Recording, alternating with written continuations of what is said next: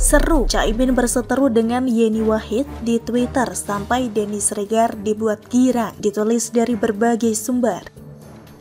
Sebelum kita lanjut, jangan lupa subscribe dan nyalakan loncengnya agar Anda menjadi yang pertama mendapatkan informasi dari jurnal terupdate. Meskipun minim prestasi saat menjabat sebagai Menteri Tenaga Kerja di era SBY dulu, tidak menjadi penghalang bagi Caimin untuk menyatakan dirinya siap maju di Pilpres 2024 mendatang. Apalagi sekarang ia menjabat sebagai ketua partai, yakni PKB. Sudah sunatullah seorang pemimpin partai mau menjadi presiden. Jangankan Caimin, Farhad Abbas saja yang dikenal suka nyinyir juga pengen jadi presiden. Baru-baru ini, ia mendirikan Partai Pandai untuk mewujudkan ambisinya tersebut. Bersama Saiful Jamil atau Bang Ipul, Elza Syarif, dan lain-lain, Farhad siap bertarung memperebutkan kursi RI 1 melawan Prabowo, Anies, dan Ganjar. Hanya saja, yang sangat disayangkan salah seorang pendekarnya, yakni Dr. Louis Owen, meninggal pada 6 Juni 2022 lalu. Kembali ke Caimin tadi, setelah diperhatikan secara seksama, orang ini memang agak unik. Kenapa unik? Bayangkan saja, dia kan mau nyapres. Tentu butuh dukungan dari banyak pihak dong, supaya bisa terpilih minimal 50% plus 1. Yang dilakukannya malah kontraproduktif. Berbanding terbalik dengan apa yang dilakukan oleh capres lainnya, yakni Anies, Prabowo, Sandiaga Uno, Erick Thohir, dan lain-lain. Kita lihat saja Prabowo, meskipun sibuk ngurusin Kementerian Pertahanan, tapi dia masih menyempatkan diri mencari dukungan dari tokoh NU. Seperti dengan menemui atau sowan ke beberapa tokoh NU di Jawa Timur dan Jawa Barat. Di samping itu Prabowo juga menemui Hovifah Indar Parawansa, yang kita tahu sendiri bahwa selain menjabat sebagai Gubernur Jatim, si Hovifah ini juga merupakan Ketua Muslimat NU. Lantas kenapa Ketua Gerindra itu bertandang ke tokoh NU? Gak datang ke tokoh sebelah alias tokoh 212. Karena semua sudah tahu kalau NU itu merupakan ormas Islam dengan anggota terbanyak di Indonesia. Bayangkan saja, seperti yang dilansir oleh wikipedia.org, pada 2019 lalu, warga Nahdien mencapai angka 108 juta jiwa. Hal ini juga menempatkan NU sebagai organisasi Islam terbesar di dunia. PA212 mah gak ada apa-apanya dibandingkan dengan NU. Gayanya saja yang sok paling hebat dan merasa sebagai pemegang kunci surga. Sementara Caimin malah memilih berseberangan dengan NU.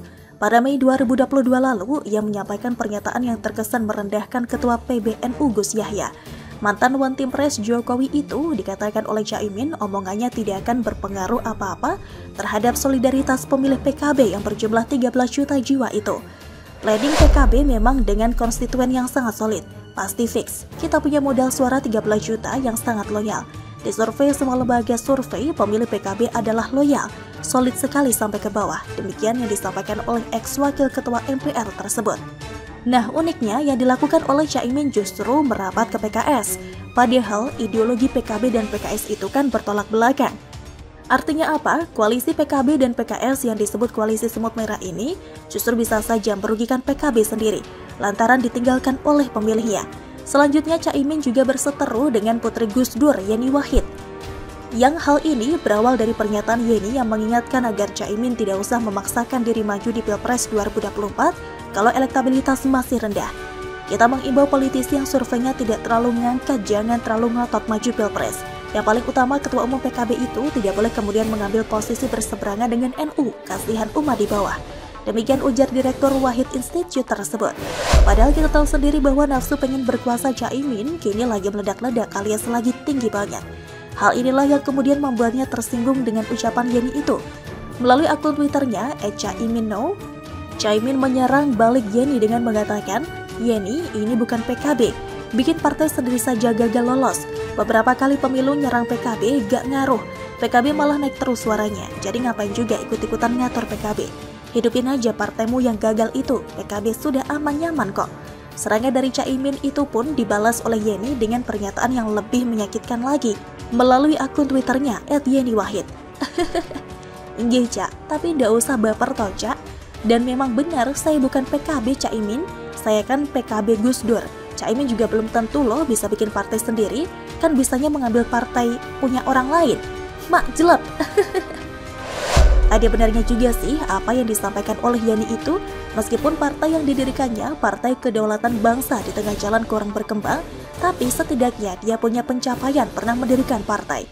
Caimin dengan bermodalkan buka tembok mengambil alih PKB dari Gus Dur secara paksa. Lagian juga kalau dia disuruh bikin partai sendiri belum tentu bisa. Artinya apa? Lebih berkelas Yani Wahid daripada Abdul Muhaimin Iskandar itu.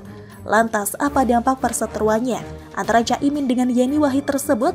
Sudah bisa dipastikan PKB bakal kehilangan dukungan dari Gus Durian dan dari pecinta Gus Dur. Sudah hasil surveinya cuma 0,5%, malah kelakuannya ngeladenin Yani Wahid adu mulut di Twitter pula. Semakin ambiarlah Caimin, pertanyaannya yang model kayak gini mau jadi presiden? Yang ada kalau dia jadi presiden beneran Indonesia yang ambiar. Pegiat media sosial Denny Sregar malah terhibur melihat aksi saling sindir antara Muhaimin Iskandar dengan Yani Wahid. Lihat perseteruan lama antara Caiminau dan Yani Wahid seru juga, ujar Denny Sregar melalui akun Twitternya pada Kamis 23 Juni 2022. Menurutnya, perseteruan ini terjadi karena luka lama yang belum pulih lantaran Caimin dianggap merebut PKB dari Gus Dur. Ini kisah lama tentang perebutan DPP_PKB, katanya. Tidak hanya itu, ia bahkan membuat vote antara PKB Caimin atau PKB Gus Dur. Kamu tim siapa? Tim PKB Caimin atau PKB Gus Dur? Ucapnya. Dalam voting yang dibuat Denny, rupanya dimenangkan oleh PKB Gus Dur dengan jumlah pemilih 92%. Sedangkan untuk PKB versi Caimin hanya mendapat pemilih 8%. Bagaimana menurut Anda? FPI dan GP Ansor mendidih. Aduh, Holy Wings kok nekat banget promosi miras pakai nama Muhammad, ditulis dari berbagai sumber. Sebelum kita lanjut, jangan lupa subscribe dan nyalakan loncengnya agar Anda menjadi yang pertama mendapatkan informasi dari jurnal terupdate. Sejumlah pegawai Holy Wings atau HW akhirnya ditetapkan sebagai tersangka sebagai buntut promosi minuman untuk pengunjung bernama Muhammad dan Maria. Sebagai upaya untuk menarik minat pengunjung HW, ada 6 orang yang ditetapkan sebagai tersangka, itu mulai dari Creative Director, Head Team Promotion, hingga pembuat desain virtual, tim admin media sosial, sosmed officer, dan admin tim promo. Laporan model A dijadikan polisi sebagai dasar penetapan tersangka. Yang laporan yang dibuat oleh anggota Polri yang mengetahui adanya suatu peristiwa dugaan tindak pidana yang terjadi. Adapun pasal yang dikenakan kepada tersangka adalah mengenai pesan terkait Undang-Undang ITE, khususnya yang mengarah pada pasal penodaan agama dan ujaran kebencian terkait suku, agama, ras, dan antar golongan atau SARA. Adapun alasan penggunaan promosi yang kontroversial itu tidak lain untuk menarik minat pengunjung, khususnya di outlet yang persentase penjualannya di bawah 60%.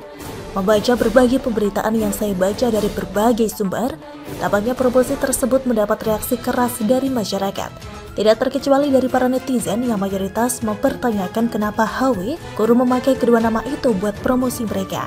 Kita tahu bersama kalau nama Muhammad dan Maria itu sangat melekat kuat atau identik dengan agama. Kok ya gak pakai nama lain saja dengan kreativitas yang pastinya dimiliki oleh tim promosi atau tim marketingnya Holy Wings? Kenapa harus pakai dua nama itu sih? Padahal mereka berbisnis di Indonesia, bukan di negara barat. Apa ya, sebelumnya gak mikir kalau keputusan itu yang pastinya sudah diketahui dan disetujui oleh manajemen atau bahkan owner nantinya bisa berbuntut panjang karena menyangkut perkara yang sangat sensitif di negeri ini?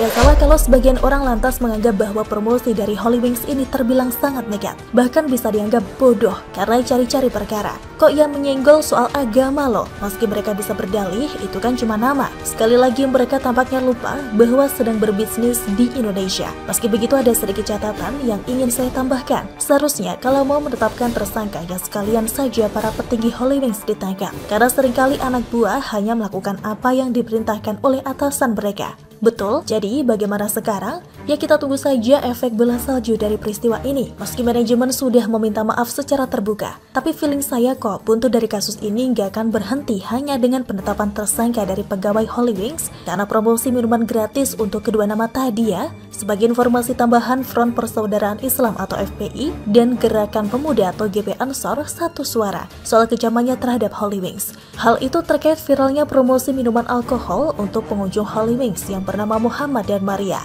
Meski pihak Holy Wings sudah mengakui kesalahan dan meminta maaf, hal itu bukan berarti kasus ini berakhir. FPI dalam hal ini mendesak pemerintah, dalam hal ini pimpinan daerah atau gubernur untuk mencabut izin usaha tempat hiburan malam Holy Wings dimanapun berada. Kami minta gubernur dan dinas terkait untuk cabut izin usahanya sebagai pembelajaran dan efek jera, kata anggota bidang advokasi DPP FPI Aziz Yanuar saat dimintai tanggapannya pada Jumat 24 Juni 2022.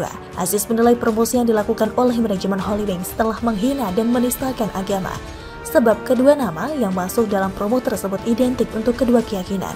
Oleh karenanya, dia meminta agar aparat penegak hukum termasuk pemerintah untuk dapat menindak tegas hal tersebut. Viral di media sosial tentang unggahan Holy Wings Indonesia tentang promo minuman alkohol untuk yang bernama Muhammad dan Maria. Viral di media sosial tentang unggahan Holy Wings Indonesia. Hukum itu harus ada efek jera karena sudah berulang kali terjadi. Siapapun yang beragama Islam dan keyakinan lain pasti tersinggung dan marah, beber Aziz. Dia menegaskan, jika aparat penegak hukum tidak juga menindak tegas manajemen Holy Wings, maka nantinya masyarakat yang akan turun untuk melakukan penindakan. Jika ini dibiarkan, jangan salahkan masyarakat jika hukum jalanan yang bekerja karena hukum normatif sudah mandul, tegasnya. Atau memang hal yang sensitif begini dijadikan proyek untuk alihkan isu? Makanya santai-santai saja, ujar Aziz. Sementara itu Gerakan Pemuda atau GP Ansor bakal menggelar konvoi ke Holy Wings untuk promo minuman beralkohol untuk pemilik nama Muhammad dan Maria. Wakil Ketua Umum PW Ansor DKI Sofyan Hadi menyatakan bahwa konvoi bakal diikuti oleh kader Ansor hingga Banser DKI Jakarta. Mereka menginginkan promo ini tidak terulang lagi oleh Holy Wings. Kita akan tetap lakukan upaya apa yang bisa kita lakukan.